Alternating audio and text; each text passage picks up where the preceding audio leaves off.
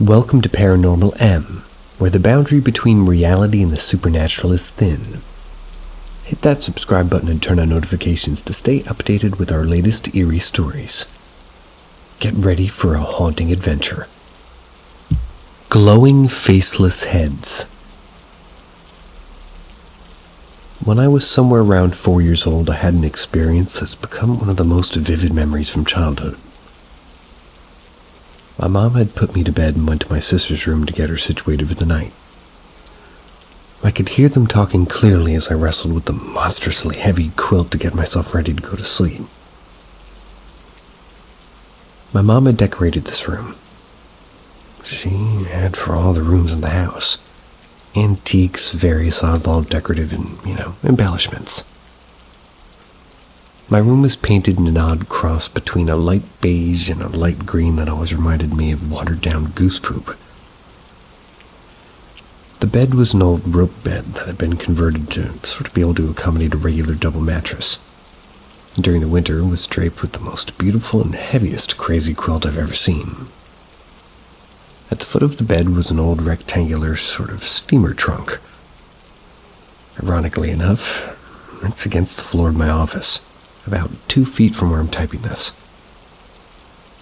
It's one of the few objects that I've been able to keep a hold of during my more than chaotic lifetime. On this night, my eyes were drawn to the foot of the bed. I saw something glowing. Something that my childhood mind couldn't comprehend at first glance. Well, I sat up quickly. I saw 3 glowing heads.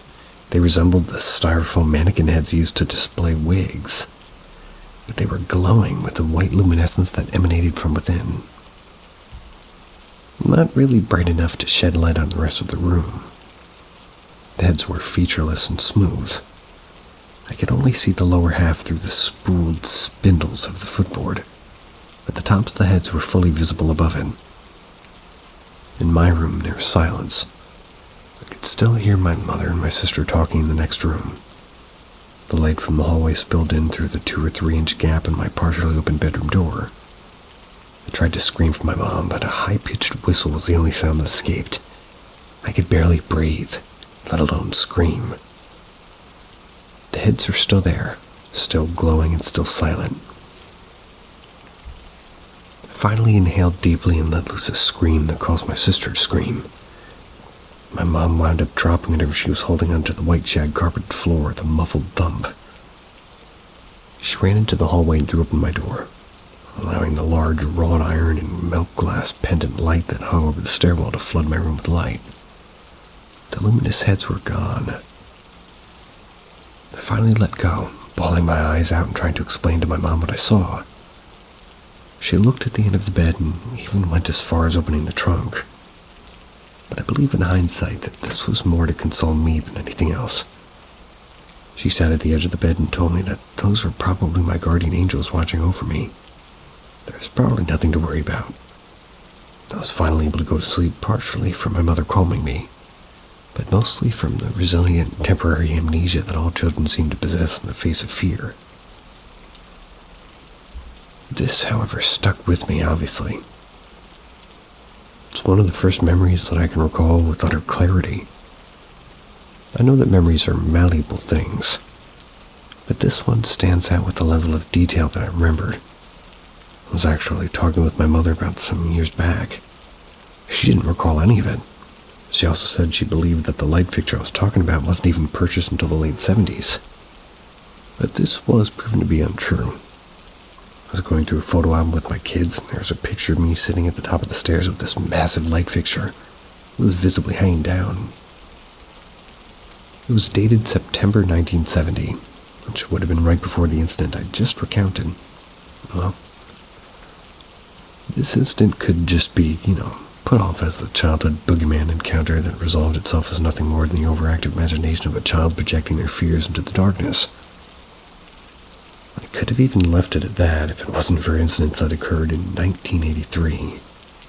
I was in the middle of my teenage years. Incidents that I remained, rather not I, but that have remained unexplainable to this day. trying to write all these memories down as I'm getting older, and I want to get them out while I still remain clear in my head.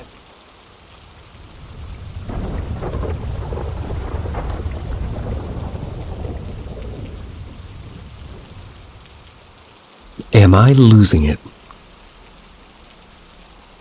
I've had a few unexplainable experiences before, but they've always been few and far between, ranging from when I was a small child into teenage years and young adulthood. But as I went through my early and mid-20s, I had a few strange experiences and overall became less spiritually inclined. Didn't really believe in that stuff. Didn't want to. I'm not going to get into the past experiences or why I started not believing in this stuff, but just know for background that it happened. The past few nights have been a slap in the face. It brought everything back to a deep-seated fear of myself. I usually stay up very late. Midnight, 1, 2, sometimes even 3. Pretty normal for me to stay up. Generally, when I do go to bed, I'm very tired and just pass right out. These past few nights, I've been barely able to sleep. It started a few days ago at about 1 a.m. when I lay down to sleep. I got comfy, closed my eyes, but I didn't fall asleep. Instead, my body started feeling strange. It began with heat building up over my stomach and lower abdomen.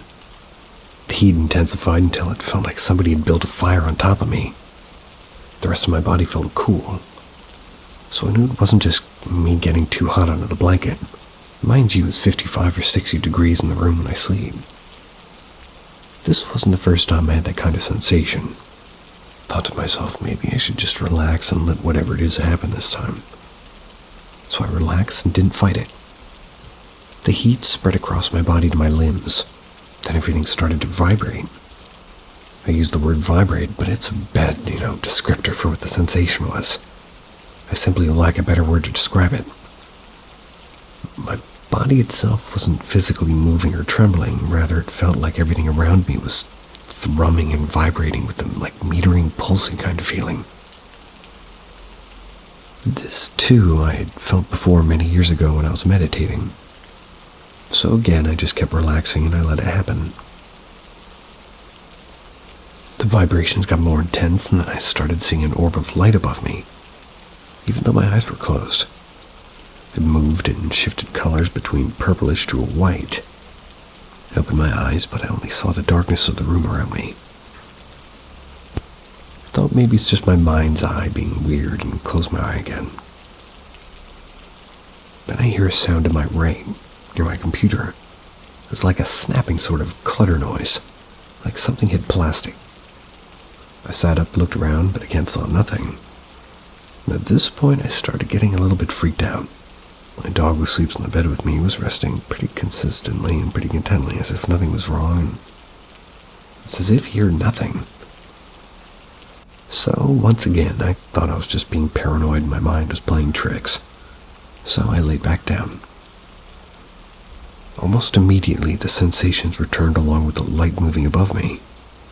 This time I felt an odd touch along my forehead and the sides of the head, like something was grabbing me. Then I felt something shock me, like a jolt of electricity touching my leg and then my arm. Thought to myself, okay, something's not right here. Decided maybe there was something there besides my dog. My older sister had given me a small pouch of stones. She's super into crystals and metaphysical stuff. Said that she had cleansed them and that they would give me good dreams and stuff like that. So I thought maybe I should grab that pouch. I heard in my mind, no, that's a bad idea, don't do that. And at that point I got really freaked out. It wasn't my own thought, at least I don't think it was. Why would I think to grab the stones, but then immediately tell myself no? It was strange.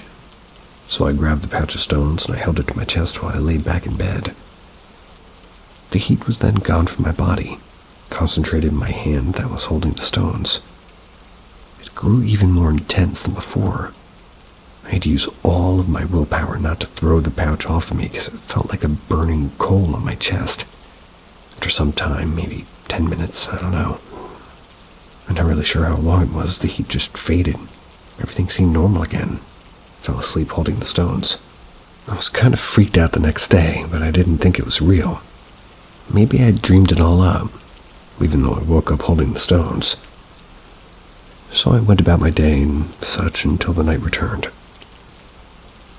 I laid down for bed, and once again the heat and vibrations returned almost immediately. I was a bit more prepared this time, so I tried to focus the sensation and make some kind of barrier around myself with it. I don't really know what I was doing or if it even worked, but I started seeing the light again. This time I had completely turned off my computer and all the electronics, so it was pitch black in the room, no light at all. Yet when I opened my eyes this time, I saw a light in the room. It was over by where I had heard the noise the first time it moved. There was smoke or mist within the light, and I kind of floated around my bed until it was at the foot of my bed. It wasn't bright at all, just a very subtle glow that made that smoky mist visible in the darkness of my room. The light shifted between purple and white again, sometimes being a pinkish color. I sat up and once again grabbed the stones and stared at it. The pulsating light extended from the ceiling down to the floor, just hung there in the air at the foot of my bed. I don't know how long I stared at it in silence, but eventually it faded away and I lay back down. Once again, my dog just lay there totally oblivious to everything that was happening. I fell asleep and woke up holding the stones again. Last night, basically the same thing happened. Previously, when this kind of stuff happened to me, it was only once and it would never happen again for a long time and I could brush it off and forget about it. Convinced that it was just something weird my brain was doing, or maybe a dream of some kind, but 3 nights in a row, I'm most definitely totally awake and physically feeling and seeing shit. That's new. It has me wondering what the hell's going on. Am I going crazy? Thought I had slipped through not being afflicted with any mental illness, but now I'm full of doubt. Maybe it was just late manifesting itself and now I'm losing my mind. Otherwise, there's something visiting me while I sleep. I don't like either of those options and I have no idea what to do about it. Has anybody had a similar experience or have any advice on how I can deal with this? Sitting here not wanting to go lay down because it's just going to happen again. I know that you can go without sleep for a few days, but I'd really like to get some frickin' rest.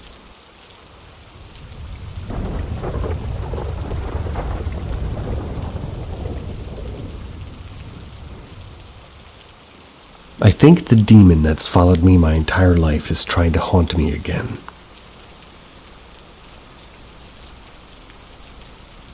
I've had something haunting me my entire life. My older sister, who's had the same experiences, believes it happened when we played with the Ouija board without knowing the possible consequences. Anyway, the point of this post is that I thought it was gone. 2+ smudgings, but tonight makes me believe it's not. I also say demon because it tries to scare or upset me. It tends to bring the foul odor of feces. From what I've learned over the years, demons have a foul odor, usually of feces. They can get their energy from negative emotions, usually anger, but anything vulnerable works. Tonight I was taking a short nap after Thanksgiving with the family. I was woken up by a strong smell of feces. Now I have cats, so it's entirely possible it was one of them having a particularly bad night. However, the litter box are on the opposite side of the house, and it was so strong that realistically the cat would have had to poop right next to my bed or something. And then I'd have to, wave it under my nose. None of these were the case, so I wake up trying to ignore the smell, thinking it was a particularly bad night for one of the cats, and go to my computer to relax. I'm not sure how much time was in between my waking up and the next incident, but it was at least a couple of hours. I looked down toward my tower and I could see my cat that I had put asleep 2 weeks ago. Only, well, it was his dead and lifeless body. This is different than all the other times I've seen this cat since he's passed. They usually seem like sleeping curled up or sitting there looking at me. This is particularly upsetting because I loved that cat like he was a child. And he only lived half of his life, but his body was shutting down on him. This thing knows how to get at me. I think it never left, just grew weak. Now that my family's been dealing with an early loss, it's gained some strength back.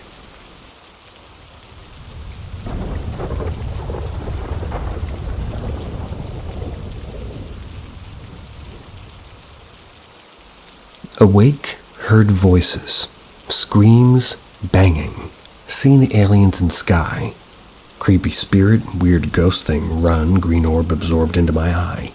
Asleep, unwillingly astral projected. I'm also Native American, in parentheses.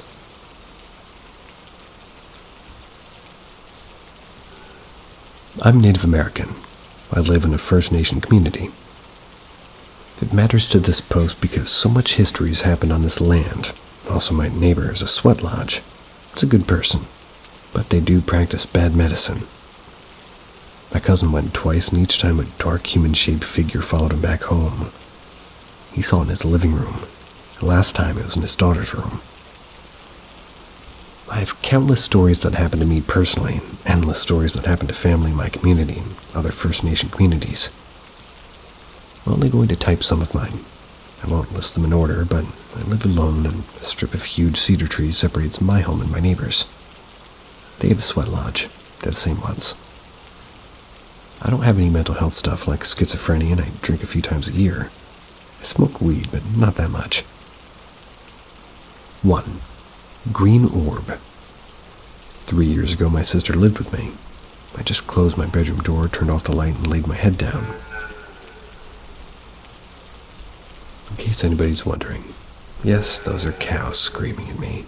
My living situation is very, very strange. If only you knew. I must continue.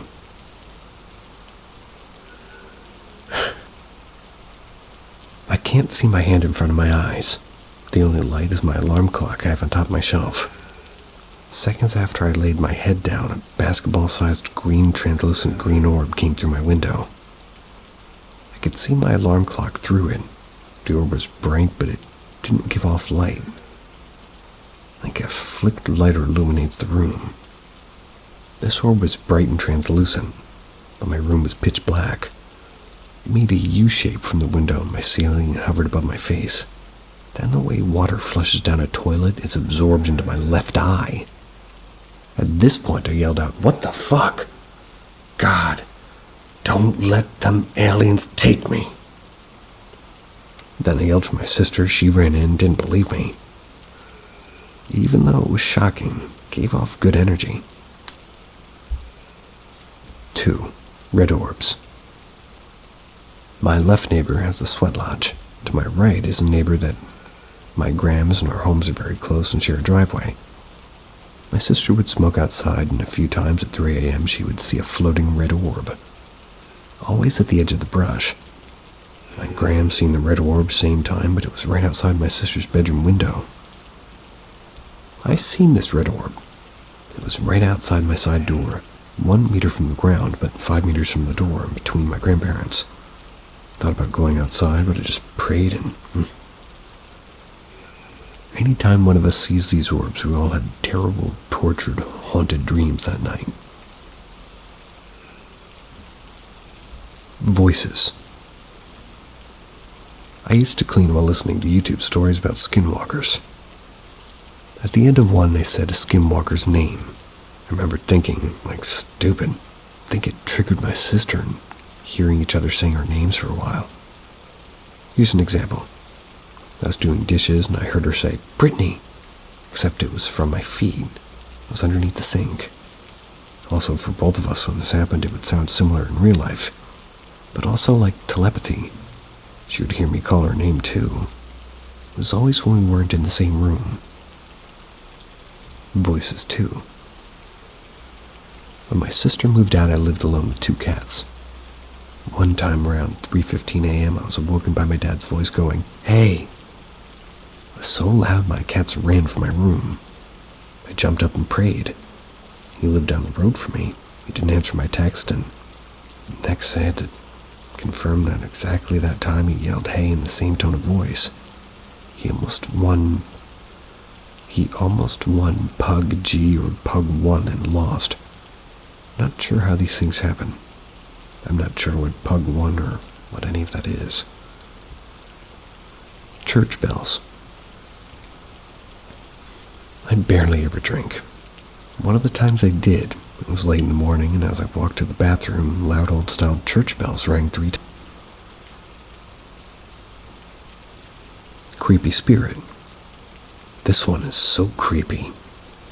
I was at my mom's house, and my 20-year-old sister just left to go back to our home. My mom was in the tub, and I was cleaning downstairs. I felt this urge to look behind me, and I seen a child-sized version of my sister. She was on her knees, held her head in her hands, and was looking at me from the couch. She then ducked down hiding, and I ran over, and it was gone. Also, instead of having a face, 360 was all hair. Weird ghost thing. Back to my neighbor practicing bad medicine. It was nighttime and I had my windows open. I was smoking weed and I closed the window because I felt bad energy. My sister ran into my room and said to call the cops. There was screaming coming from the cedar trees. I said, "No, listen carefully. That's paranormal screaming. It's not a human scream. It's like a cross between an animal and a human scream. Some weird, gross chanting. Also felt like a wave of water, heavy wind in terms of evil energy flowing over us, coming from the cedar trees. So often we would sleep together because creepy things were happening outside." My sister moved out, sadly, proud and kind of happy for her, but the second time it happened and I was alone. It was the summer before I'd moved for college. My cats had moved next door with my grandparents, but I still wanted to teach them to be brave. The same screaming woke my cats and I up, but the energy just felt so evil. My cats could tell it was supernatural and they looked so scared. They didn't run from the bed and just got out of bed, but I have tall windows on the side of the home facing these trees, and I walked into that room, my cats following. I was yelling and praying and banging on those windows with a flashlight. I was banging all those evil screams. It didn't stop, so I went back to my bedroom window and banged there, yelling and praying at these demonic spirits. Then this pure white solid man-shaped figure sprinted out of those woods and looked directly at me. I was so scared I dropped to the floor and laid there for hours. I think I waited till sunrise to sleep. Aliens. Now this I can go on and on. My cousins and I, when I lived at my parents', I would hang out all night in their porch and on the lake, and I'd look at these weird stars. Now before you say they're planes or satellites, they aren't. They were stars, but red with white stars, and they would remain stationary. That's why these red stars would move around in different shapes like scribbles and disappear. Or like the sun or moon follows you when driving. The red stars would move similar to an airplane in terms of leaving the white stars stationary, but it would follow us down the road, stop when we did, and follow us back home. Okay, so one night my cousin banged on my window with her friend. They were drunk and I was sober. I fed them, walked them home. They lived 2 houses down. I stopped them and said, "Holy shit!" There were 9 red stars in the sky. As I said that, they simultaneously started to move. The 9 red stars formed 3 triangles each. Then those 3 slowly moved towards each other and then formed one big triangle. The 9 red stars and huge triangle slowly lowered from the sky and shockingly lowered beneath the tree line. I could see them almost touch the ground. I looked at my cousin, and that sucker abandoned me and was sprinting and almost out the front door. I did the same, hid underneath my covers. Banging. I hate this one. My sister's room leads to the back of the bush. It's very hard to push open and it's always locked. At 3 a.m., 3 times now, but a huge bang and that door slams open. I put several weights and this hasn't happened since. But it's mostly happened during nightmares. My sister's had bad ones, but they're getting better. Unwilling astral projection.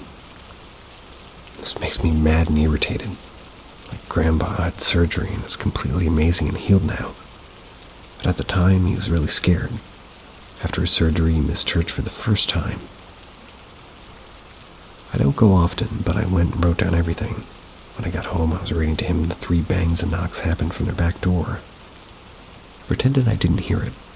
He asks if I did, and I confirmed I heard it too. I didn't have to look to know anything that was there, but prayed together after.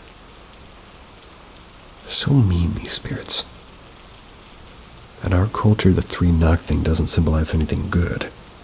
My grandpa goes away on meetings, I sleep over at my grandma and sleep in his room. She sleeps in a different room.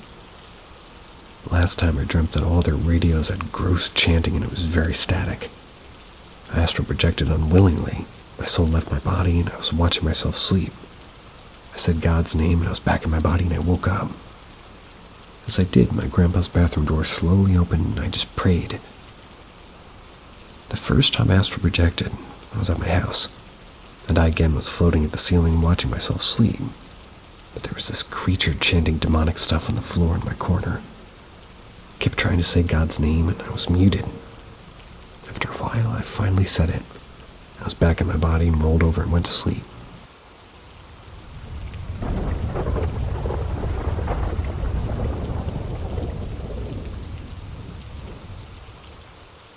A ghost spoke his opinion on a show I was watching.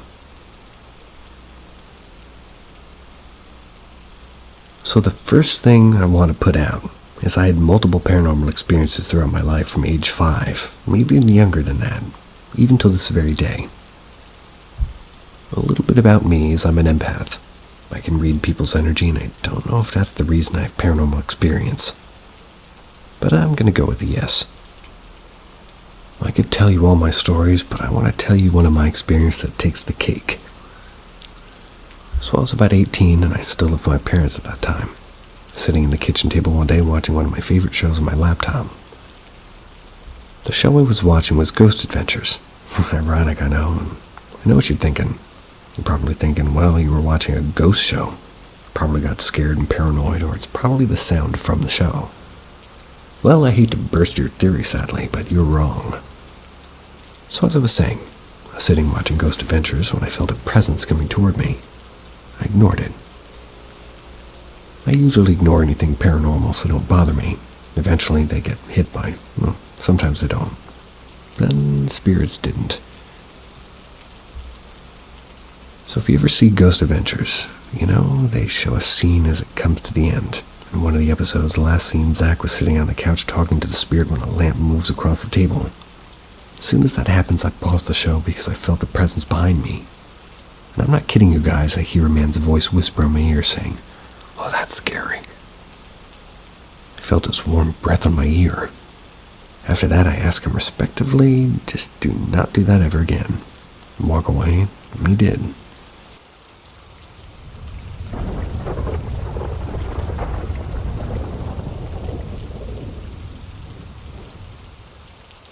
My grandma visiting me at the hospital. So when my grandma was alive, I was really close to her. So close that I used to call her Mommy. My grandma was very protective over me because I was born really sick. She would yell or fight anybody who she thought was a threat to me or my health. My grandma passed away in 1999. I was 3 years old at the time. Her death was very traumatic for me. I remember being at her funeral and my aunt telling me not to try to wake her up because she'll be sleeping for a long time. Of course, I didn't understand what my aunt was talking about. I decided to try to wake her up. I remember saying to my grandma, "Mama, wake up. Mama, please wake up." Put my toddler hand on her chest, shaking her to wake up. I remember my shock when feeling the coldness off her body. I told my aunt to get Mama a blanket so she wouldn't freeze. After saying that, people started crying more, and then nothing because I can't remember after that part. The next day we went to visit her grave. I remember asking my mom, "Where's Mama at?" My mom pointed and told me she was underneath the ground.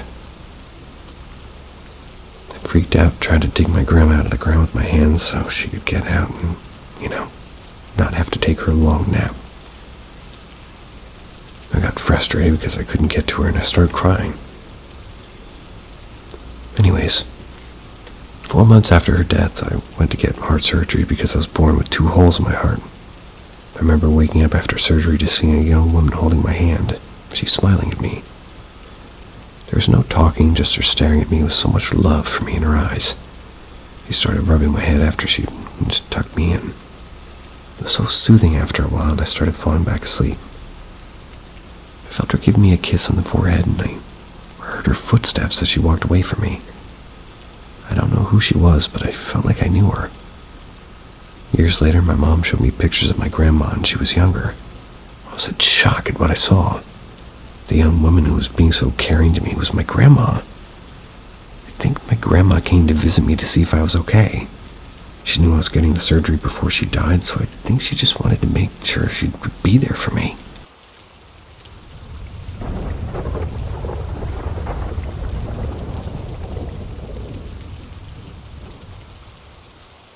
My old haunted house. I used to live in the Philippines, and the house I lived in was built when the Philippines was being occupied by Japan during World War II. It had two small walkways, one on the side of the house and one at the back of the house. At the corner where the two walkways meet is where my dog's huge wooden doghouse was. I say huge because I could literally go in and sleep in it comfortably, and I was a huge kid of 12 years old. One night I was told by my uncle to go and feed Casper. I know, right? I'm writing my ghost experience and my dog's name is a popular ghost name. And no, I'm not lying. My dog's name is really Casper. Of course, I said yes right away because I wanted to play with my dog, and so I went. Now, Casper is a happy dog, always running around and always happy to see any of the family. But that night was different. While I was walking towards his doghouse, I realized that I didn't hear him barking or running around. Thought that he was at the back walkway. I just continued toward the doghouse. It was nighttime around 8, and I stopped halfway though, and I noticed that Casper was inside the doghouse. Now this was worrisome, for he always runs at me when he sees me, so I thought maybe something was wrong, like he was sick or whatever, so I quickened my pace to get to him. Once I got there, though, he seemed fine. Put down the food next to him and filled up his water bowl, and no reaction whatsoever. Casper was just staring towards the back walkway. I got curious, so I looked towards where he was looking at. What I saw still gives me the chills, and I remember that day. I saw a man standing there just staring at me with a blank expression. He was wearing some type of military uniform and was holding a rifle. I'm not a gun expert, so I can't tell you, all what kind it was. At the tip of the gun rested a bayonet. What got me focused on it was that it was a bloody bayonet. At that point, I was just frozen. I remember the fear and thinking, this is it. Someone is here and he's going to kill me. I don't quite remember what made me look away from the bayonet, but when I did, the first thing I noticed was how the man was now missing half of his face. Seeing him only have half of a face jolted me out of the frozen state, and I ran for it. I didn't care to look back to see if he was following me or not. I even tackled my uncle who was coming to check on me. Cried so hard, and I realized that, I was on top of my uncle. He took me inside, waited for me to stop crying, and I fell asleep then from crying. The next morning, my uncle talked to me about what happened, and I told him everything. He was genuinely worried when I finished because he told me that I was out there on the walkway for an hour. That was the reason why he was coming to check on me. He also told me that I wasn't the only one to experience such things in the house. I later found out that the uniform the man was wearing was the standard Japanese military uniform at the time of World War II.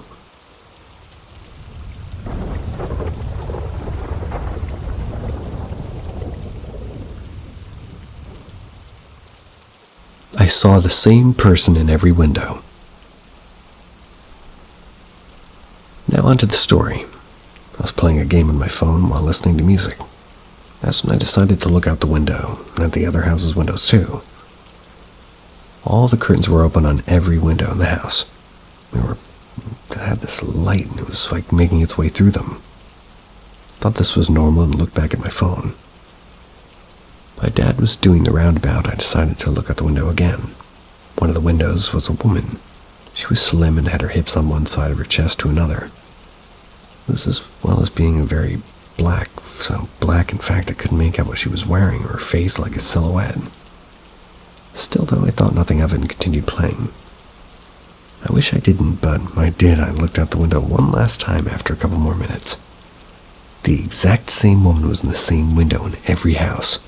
She She just stared at me, not a care in the world. I tried telling my brother and my parents, but they disregarded me. I was genuinely scared and didn't want to leave the car. I was forced to, but when I did, I immediately rushed toward the door, praying that the woman wouldn't answer. Luckily, it wasn't, and for a good hour or two, I felt safe. However, my phone died. Went to one of the bedrooms to charge it. I also decided to relax a little and lie down on the bed. I couldn't help but shake the feeling of being watched. There was only one window in the room, so I looked over there. And there she was, still pitch black. This time she wasn't in her normal position. Her fingers were beside her hips and her head rotated to look at me. I obviously screamed. I ran out of the bedroom without my phone, and my parents got worried and came, and I tried to tell them everything, but they didn't really buy it. Left early because they thought I would ruin the game. I didn't look out the windows for the rest of the trip. And the subreddit made me remember that memory. It was 3 years ago. I've gotten over it since, and I've never seen her since. But what I didn't realize then was that all the 3 of the bedrooms in the house, they're on the 2nd floor. I know none will believe me, but at least I've got that off my chest.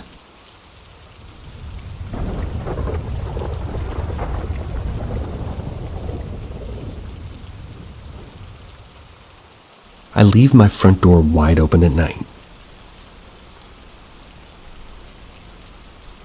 I leave my front door wide open at night. I also make sure that the sliding door in my kitchen is, too, wide open. Screen door removed. I check every night for any closed windows in my house and open them. I also put my valuables, the priceless heirlooms, ancient ornaments, nerves, etc. on the dining table. My most prized trophies on an easily accessible shelf in my living room. I always try to remind myself to make sure that my 2-bedroom doors, my bathroom door, my garage, and my gun rack are all unlocked and open. All my floors are carpet. Yes, even in my bathroom, to help dampen the sounds of footsteps. I make sure the hinges on my house doors and knobs are all extra oiled so they won't make a single sound when they're being pushed open. I put on earbuds and a blindfold and snore loudly to signal that I'm asleep.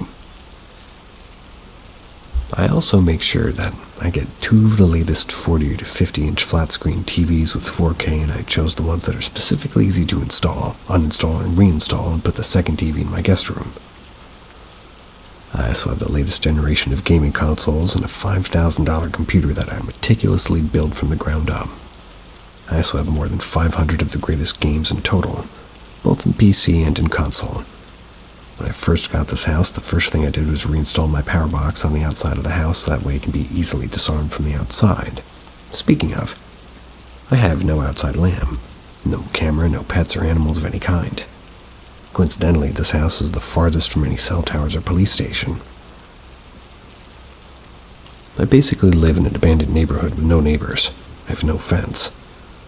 I also put my social security number, credit card, and $600 worth of Yu-Gi-Oh cards right beside my trophy collection. No, I don't have an addiction, and I'm subscribed to any paid services, Netflix, Hulu, Pornhub Premium. I'd make sure to write down the information on a piece of paper and stick it onto my fridge. My garage, I have 2 $1,000 bikes and a motorcycle that put anything you can think of to shame. Finally, I clean. If heaven is dirty, then take me to hell, because I'll be damned if I'm living in a dirty house. I don't consider a spot clean unless I can eat it. All my shoes are put through the washer, and if I suspect it being dirty, I manually hand wash it myself. I take long hot showers with soap, both with bar and a liquid. Putting a pause. I don't know what this story is about, and I was going along with it until the guy decided to share with us that he needs 2 different mediums of soap. Sorry. I put on 3 brands of, 3 brands of shampoo and, he puts on 3 brands of shampoo and 3 brands of conditioner. 3 brands of deodorizer apparently, and when they're done, they take a shower and they clean, they floss each tooth. They do it 10 times, brushing with an electric toothbrush, and finally, a mouthwash. I don't know why I'm getting so offended by this routine. If you haven't gotten the message yet, I'm trying to make people break into my house, because if they do, they'll be the new owner of the house and be unable to leave it. They can only reach the end of the yard. They'll own everything inside it, including my hunger, a gnawing sensation as though a black hole is taking residence in your intestines. Never will they be able to satisfy this one need. Never will they be able to die from it, or from anything so long as they own the place. They'll live in a clean house as a husk, and they too would want to clean it to increase the temptation of taking something from it. Somebody's going to take the bait. After all, it worked for me. Feel free to offer me this bait.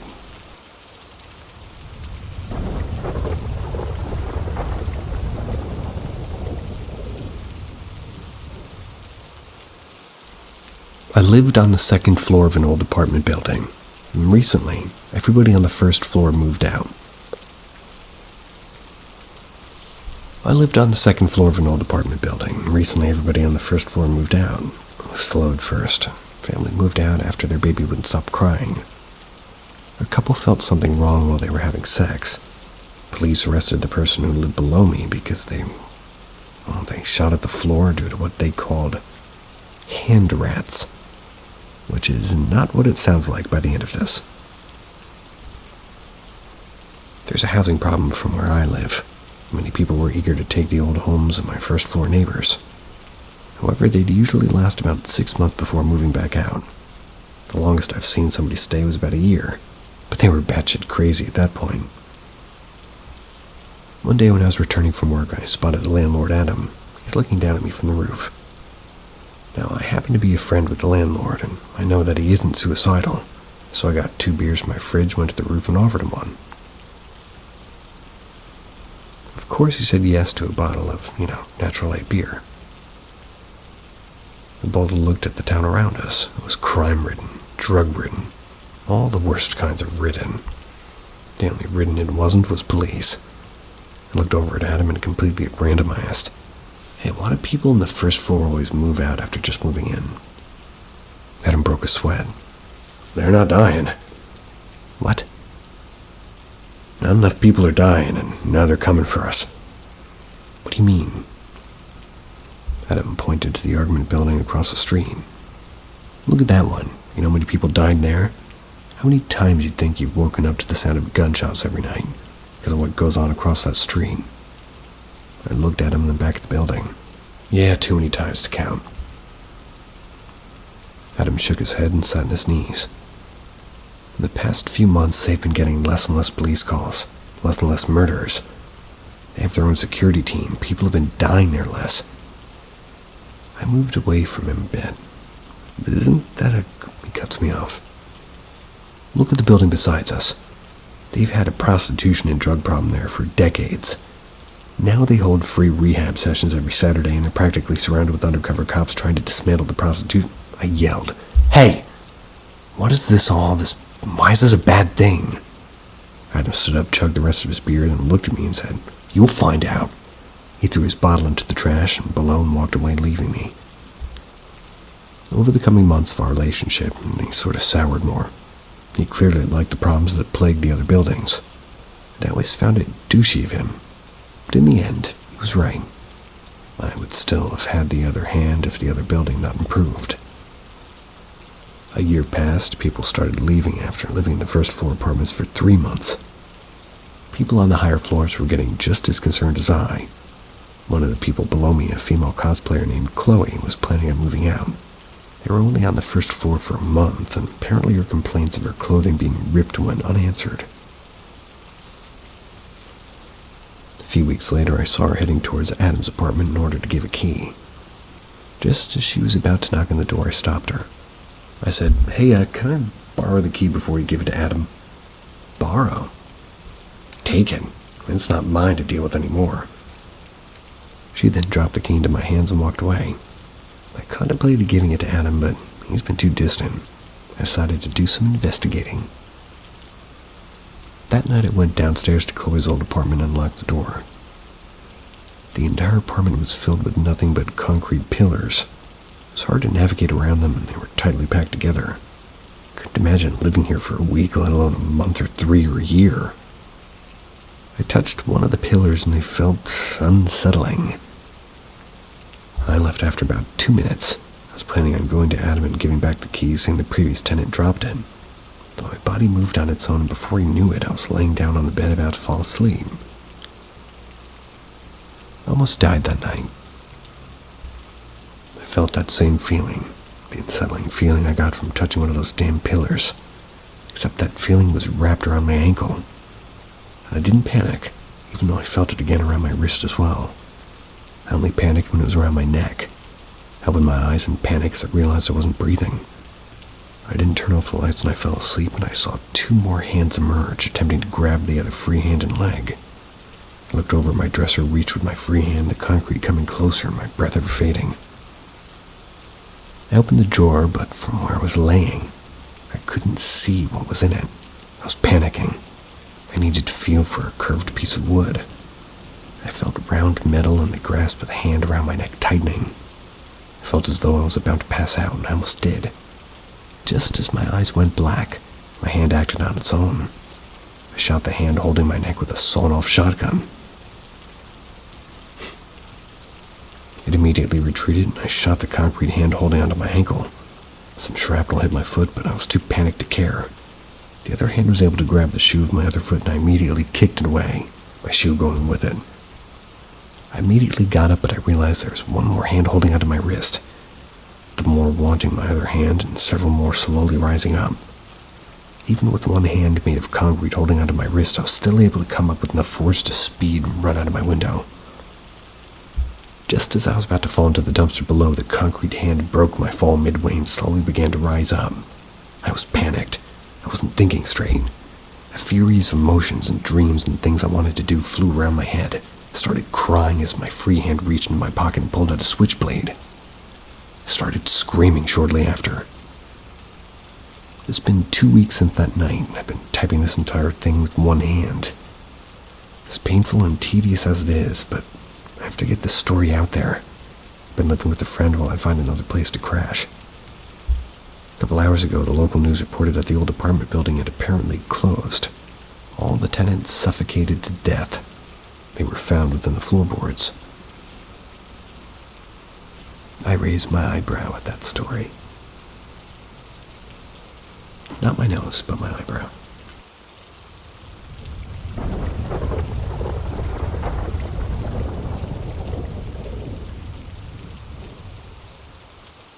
The prison I work in holds no prisoners. It's pretty weird, yes. The only time I get to see them is when they arrive. The guards have to stand in a line facing the new inmates as they head into the prison, never to be seen again. I don't know what's weirder, the fact that our prison doesn't even have a name, or that we never see the inmates at all. Not to mention some of their sentences are pretty harsh, considering what they're being convicted for. All the prisoners are on death row. However, we're not in charge of giving the executions. That's the job for the warden himself to deal with. When you hear death row, you usually think the worst. The people who you wouldn't mind they commit suicide one morning. But these prisoners' bad deeds ranged from gambling, intoxication, over smoking, and sometimes for some fucking reason, sex. That's right, some prisoners are put on death row here for having sex. Every part of the prison is completely divided via airlock doors that need administration's approval for entry and exit. So if you want to make it to the cell blocks, you need to radio in with them. And yes, there are airlocks for the men's and women's bathrooms each. All prison personnel are not allowed to be in the same parts as the prisoners. So if they're in the cafeteria, we can't be in there, or in the kitchen either. If you fail to finish your duties, let's say cleaning in time, you're getting a reduced pay for that week. If you ever wind up in the same areas as the inmates, you're considered dead, and a letter sent home to your loved ones. It's really backwards if you think about it. The inmates who are on death row practically have an ample opportunity to escape at literally any point they want to. I mean, it's not like the guards can do anything about it, because we literally can't. But our job isn't really to think about that. Our job is to make sure nobody gets in or out. I don't know. And personally, I don't really want to know. I've seen the stories on the subreddit how people's curiosities and attitudes lead them towards a life of torment and pain. I've seen and heard all the warning signs to know that, well, not some, but a lot of things in life are much better left unknown rather than anything else. So I never questioned it, never gave it one thought of my mind in the 15 years of serving this prison, and never, ever did the unanswered question ever consume me to the point where I just had to know. Unfortunately, I couldn't say the same thing for one of my work friends. His name was Sebastian. He was in his mid-20s, he was a fucking idiot, and therefore was always curious. He told me his dream job was to work for NASA or SpaceX or any company studying space. He always loved learning and loved talking about education. That and the weird-ass prison that we work in. I think it was about 2 years of working here that he completely broke and decided to do some investigating on his own. Reception, administration, a warden, not even some guards were willing to say anything about him. Eventually, all of his pent-up curiosity was finally answered to him with his death. It was 11 p.m., the time when all the prisoners were asleep. I was on the night shift making sure everybody besides some guards and janitors were off on the site. Sebastian wasn't supposed to be on the site today. I was pretty surprised to see him there. He was very distinguishable from the other guards with his baby blue eyes and his almost perfectly white hair. Not to mention his under-average height. I asked him, "What the fuck are you doing here?" Sebastian stammered, "Just doing some overtime." I knew it was bullshit, and he did too. We didn't do overtime at this nameless prison. He knew that I knew that it was bullshit, so I told him, "Follow me outside, come on." He complied. We walked together from the indoor courtyard to the indoor gym, to the indoor administration. That's where he was given a stern talking to by the head of security, and eventually to the outdoor area. That's where that son of a gun tased me till I blacked out cold. I was awoken by the head of security. That's where he told me that he climbed into the vents, what with his small stature and all. My job was to track him, as he was moving fast, and I was the only one who really knew him really well. Administration gave me permission to check every single part of the prison. I only asked to check the cell blocks. They told me it was suicide because that was where all of the prisoners were being held. I told them that Sebastian would be there, or I would quit tomorrow morning, when they let me through. I ran as fast as I could from the indoor administration to the indoor gym, through the indoor courtyard to where I was stopped by an airlock. I radioed in the reception. "What the fuck, I just thought I said to let me through the cell block." The only reply I got was static. "I told them otherwise," said a voice behind my back. I turned around and saw a man wearing a two-piece business suit and pure Damascus 14-karat gold sunglasses. He had no face, no ears, no nose, no hair. His skin was pure gray. He was the warden. "I need to be let in here. He's going to be considered dead, but I can still save him." He ignored my statement. I walked over to me and just said, "Do you ever wonder what we keep in here? What kind of sick and twisted things are stored in this prison with no name? What kind of people come in here with deeds so vile that you just want to kill them yourselves?" Just as he finished talking, I heard yelling from the other side of the airlock. "Help me open the airlock now!" I looked through a window on the airlock to see a faint silhouette of a man. The warden continued on. "Well, we don't house inmates in this prison." As the screaming man came running at full speed toward the airlock door, I saw a horrific sight. "We house wolves." The screaming man was Sebastian. Half of his face was mauled off. You could see his skull. His left eye was missing. His other eye was crying blood. He was begging to open the door, all while me and the warden stood there watching him. One man stood in defeat. The other showed no emotion. Not with his stance, not with his head, not with anything. "These wolves," the warden continued, "are the addictions of man. Smoking, gambling, killing, yes, even sex. They're all here as the beings they really are. Wolves slowly chowing down on their prey."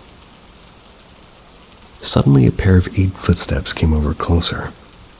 Sebastian slowly stopped yelling and started to just cry as he realized that his only hope had abandoned him, symbolized through the warden walking away from the airlock.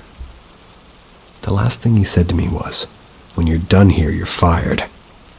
I ignored him and watched as Sebastian stopped crying and began screaming. Not for help, not for me or for the warden, but in agony and pain. He was eaten alive from the bottom up by the wolves of curiosity.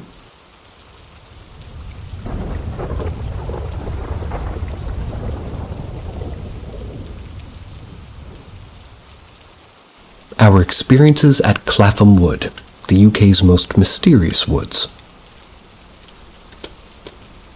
Me and a team of 3 others have been working on a paranormal investigation series, Project X. That's where we visit different places in the UK and try to debunk the ghost stories. We were made up of 2 skeptics and 2 half-believers, but with the wealth of evidence and experiences we encountered at Clapham Wood, it's changed everything for all of us. These woods are a very creepy place. We were warned before we went that we needed to be covert, as the locals do not take kindly to investigators. There's a long history of accusations that cult rituals take place in the woods, and that's exactly the vibe that we felt when we arrived. We first went in the early afternoon, immediately felt unwelcome. We felt nauseous and paranoid and also encountered some noises that we couldn't explain. We also collected an EVP that sounds like it's saying, "You're standing on my grave." The EVP collected at Clapham Wood. This was just the start of the weirdness. When we returned at night, somebody was bound to a crucifix or... Excuse you. Somebody had bound a crucifix from 2 pieces of wood and placed it by the entrance to ward us off, and it worked. We were followed back to our hotel, and that night the 2 of us had visions of cloaked figures lurking in our room. We returned the next morning, came across evidence that an amateur ritual had taken place the night before, also collected a second EVP. The cross was there when we returned, but had to be moved when we left despite it being 4:30 a.m., and us not even encountering anybody else in the wood. For weeks after we felt like the woods were calling back, we eventually decided to check it out again. When we headed back, the strangeness started again. As we walked back into the woods, a faint drumming began, almost mimicking a heartbeat. Our episodes are pretty long, but you can hear the drumming in this episode from around 10 minutes in. Drumming. Paranoia and nausea set in again, and we had to leave. Before we left, there was one piece of strangeness. The atmosphere went from dark to hella dark instantly, like somebody switching out a light in the sky. We managed to capture this on camera. Can't explain it. These little instances have been enough to convince us of something. We're not really sure what.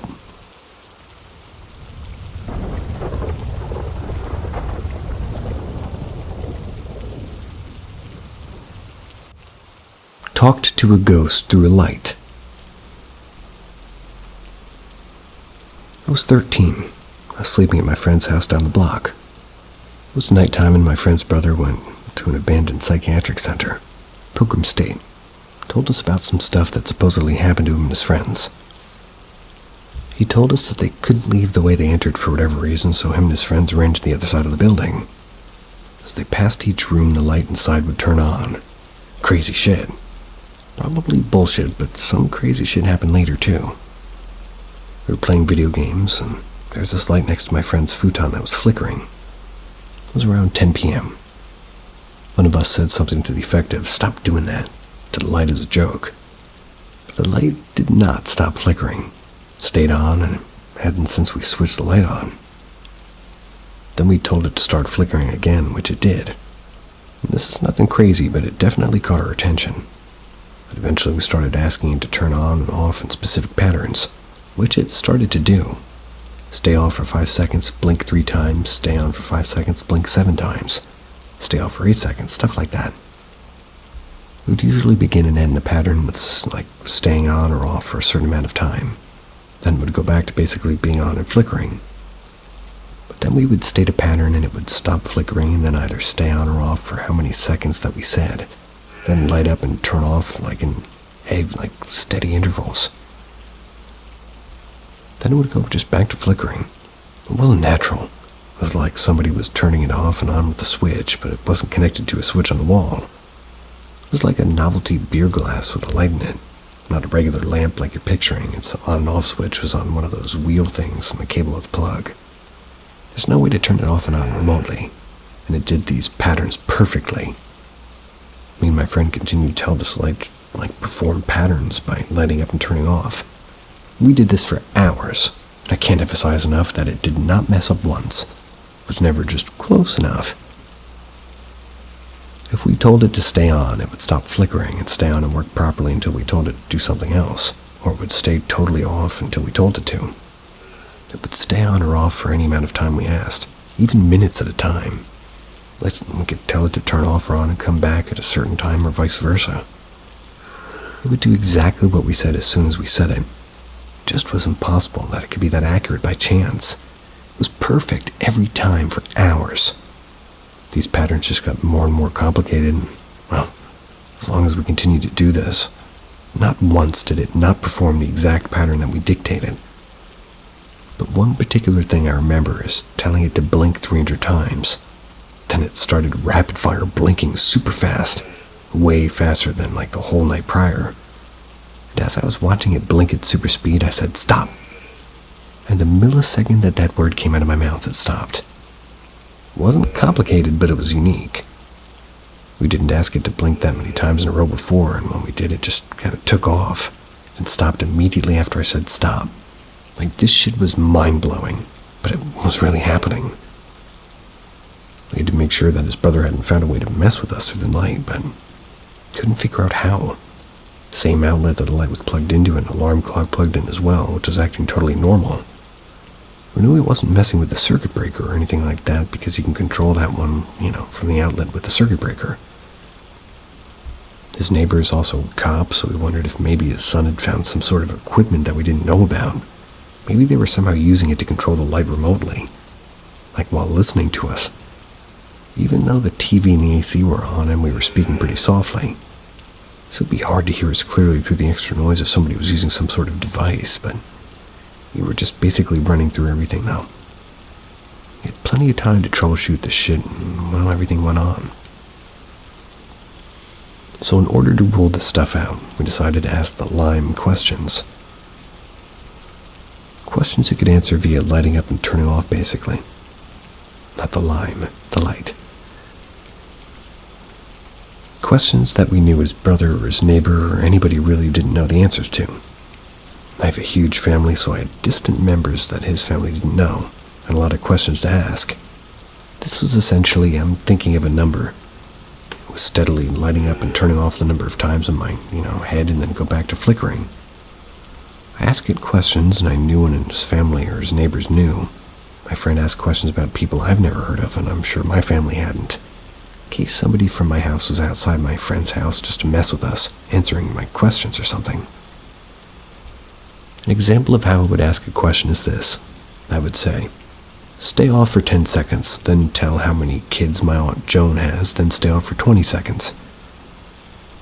It would go beyond flickering, then turn off or on for 10 seconds, then if my aunt had 6 kids, it would turn on and off 6 times. Then it would stay off for 20 seconds, just like I said. I would then say something like, "Stay off for 8 seconds and tell me how many letters are in the name of her oldest child. Then stay off for 3 seconds. It would answer, then go back to flickering. I would say, "Stay on, stop flickering, and stay lit," is what we meant. Stay on until 12:48, or whatever time, and then turn off for 10 seconds, then tell me how many of her kids are boys. Then stay off for 20 seconds. The light would stop flickering and stay lit, and we would watch that alarm clock that was next to the light until it turned that time. Usually just a couple of minutes. The second the clock turned to 12:48, the light would turn off for exactly 10 seconds. Blink the right number, then stay off for 20. Then go back to flickering. How many letters are in her youngest child's name, the second oldest's name, etc. So I would ask it a million questions just like that. Of course, you could guess the answer to some of those questions by just throwing out numbers. But I went through a lot of people, and my family's huge. Turned on and off corresponded to the number in my head each time, and every single time I asked it a question. My friend said the answers to his questions were correct too.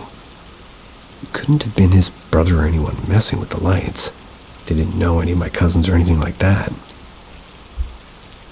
Realistically, nobody would have been able to hear us anyway. We were purposely being very quiet and had the TV pretty loud, and the AC was on too. The only person it could have been was my friend next to me, but we were holding hands the whole night. Most of the time, all four hands were involved, so he wasn't controlling anything without my knowledge, and he knew that, well, he didn't know the name of my uncle that died as an infant. Eventually, we saw no other way. There was something in the room next to us. We were openly communicating with it. We never held a seance or anything like that. It just showed up. We were getting scared, though. I remember we were deciding this has to be some crazy shit. We asked it questions about itself. Again, questions they could answer numerically, yes or no. It was a pattern A for yes, pattern B for no kind of a thing. What I remembered saying is that it's a human that had died. He was black and he was age 13 when he died. He had been a patient at a Pilgrim State Psychiatric Center near my town before it had shut down. The one my friend's brother went to. But who knows if that's true. If it can communicate, it can lie, so maybe it was an alien. It seems like it could read minds, or it actually just had knowledge about our families. It said God and the devil are real. I don't remember everything that we asked it, just random things like asking if it was the same ghost that visited some of the siblings, because they had some weird stories. It said no. We asked if he knew who had haunted them. He said yes. We asked if it would come back. He said no. We asked if it wanted to hurt us, and he said yeah. It also said that it was going to kill us when we asked. And when we asked if it was going to kill us that night, it said yes. It didn't, however. We were definitely scared, but after a while it still hadn't killed us. Like me and my friend were holding hands and had our other hands on top of our other hands on top of our held hands. So it was like we were holding all four hands in a big bundle. Towards the end, it hadn't killed us yet, though we had begun inquiring as to how it might kill us. Like deadly in our shoes, or is it going to poison our milk and our cereal, or is it going to send some kind of cow outside of our house to just scream randomly, even though it's nighttime? If it would kill us after we opened the door, it said yes to every way of killing us, if I recall. Definitely the cow thing. Eventually, around 6 a.m., I remember just going up and unplugging the light. We didn't want to before that, not sure why, maybe because this is the craziest thing ever, and we really weren't sure if unplugging it would make it just stop. But it was also threatening to kill us, so eventually we did. It was early in the morning by that time anyway. Nothing continued after it was unplugged. We went and had breakfast with his father who didn't believe us, and that was just that. Nobody believed us, and life went on. Good afternoon, good evening, or good night. See ya.